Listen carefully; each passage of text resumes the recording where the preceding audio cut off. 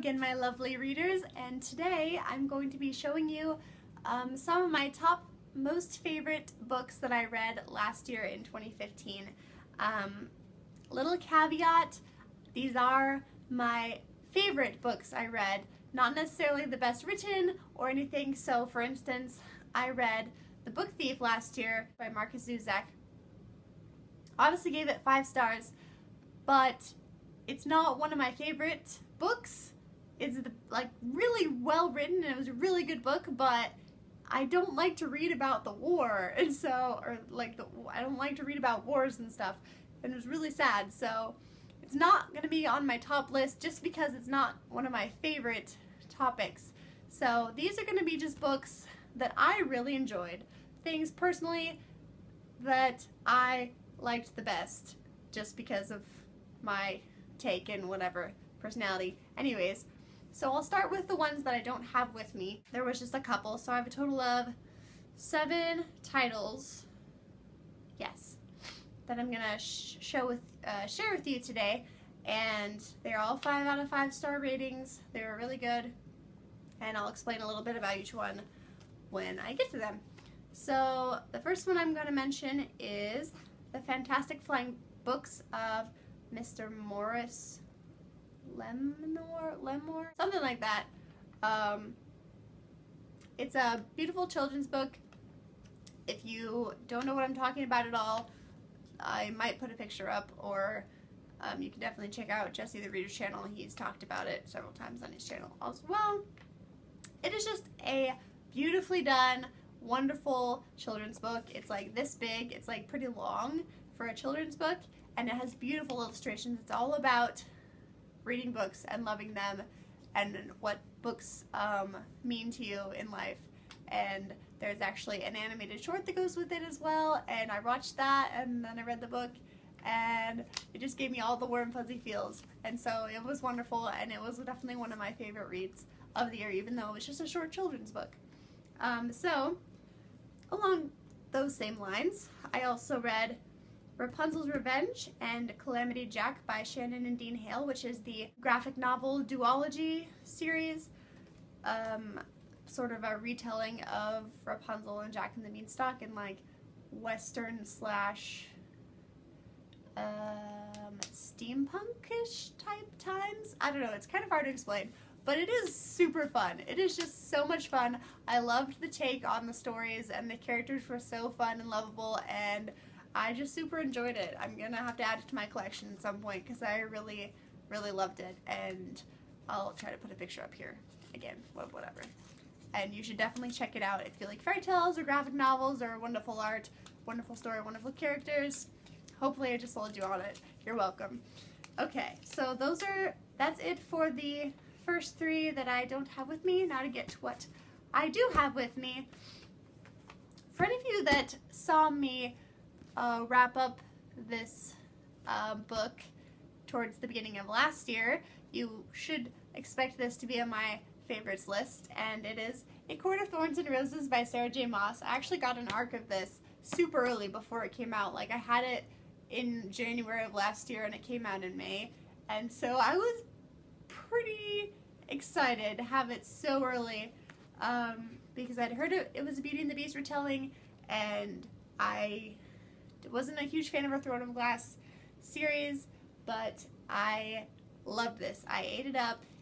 I thought I knew where it was going, and then it just opened a whole nother deepness to the plot I didn't even see coming, and it was so good. 5 out of 5 stars. There was a couple scenes that were a little too new adulty for me, but besides that, I'm really excited to keep going with this series. The next book comes out this year, and the cover is amazing. Thank you, past Brianna. As I was saying, the second book in this series comes out very soon, and it is beautiful. It's called A Court of Mist and Fury, I believe. It's coming out this year, probably around May or April, I don't really remember.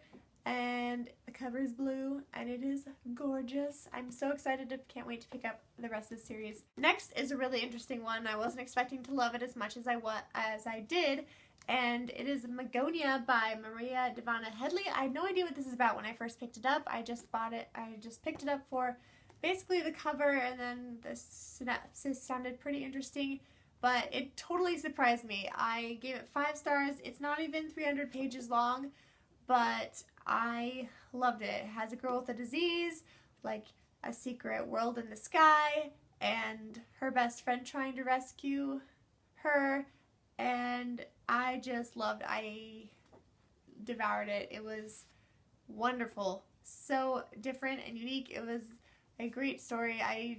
It was so different than anything else that I've read before, and it's blurred by Neil Gaiman, and he knows what he's talking about. So it was beautiful. I'm so glad I read this. I know I will cherish the story for a long time. Next was another different one. It was Valiant by Sarah Maguire. This is a retelling of the Brave Little Tailor fairy tale, which I don't think I've ever heard of another retelling of that fairy tale before, but it was amazing.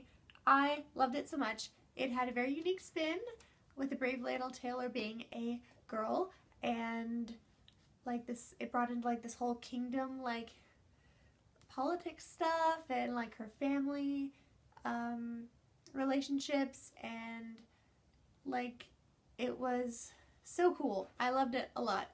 If any of you out there is like fairy tales, these pretty much all my favorites lists are great places to start.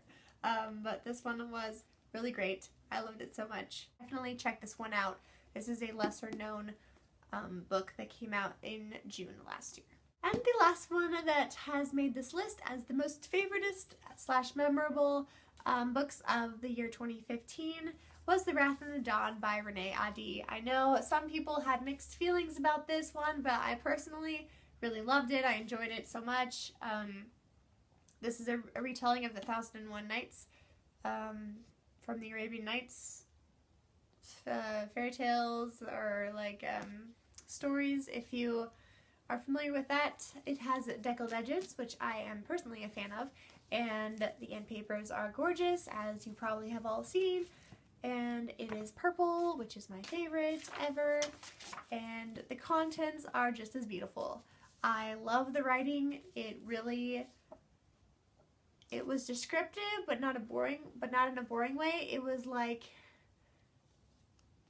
poetic descriptions and just beautiful setting and really interesting characters, and I don't know, it's going to be a series, which I'm kind of uncertain about, because I didn't feel like the story needed to be a full series, but I'm still very intrigued to see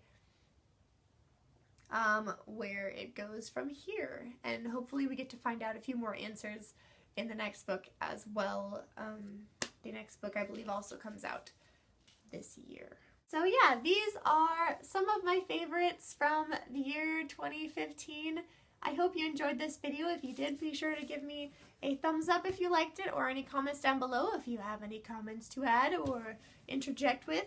I am so excited to see what 2016's reading has to bring for new favorites. Until then, these are on my top shelf. See you later, guys. Have a great day. Bye.